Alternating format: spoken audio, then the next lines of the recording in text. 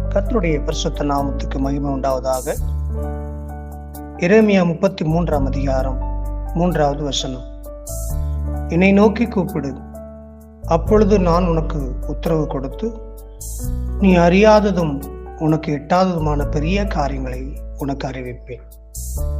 ஆம் தேவ பிள்ளைகளே, இன்றைக்கு நம்முடைய வாழ்க்கையில உலகத்தில் உள்ள ஒவ்வொரு மனிதர்களையும் ஒவ்வொரு சூழ்நிலைகளிலே நாம் நோக்கி கூப்பிட்டு கொண்டிருக்கிறோம்.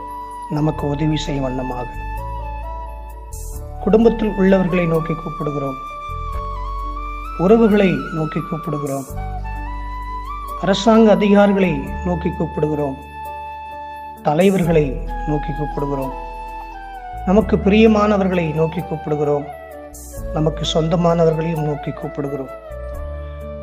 இவர்கள் எல்லாரும் ஏதோ ஒரு வகையில உதவி செய்ய முடியுமே தவிர எல்லாவற்றையும் உதவி செய்ய முடியாது.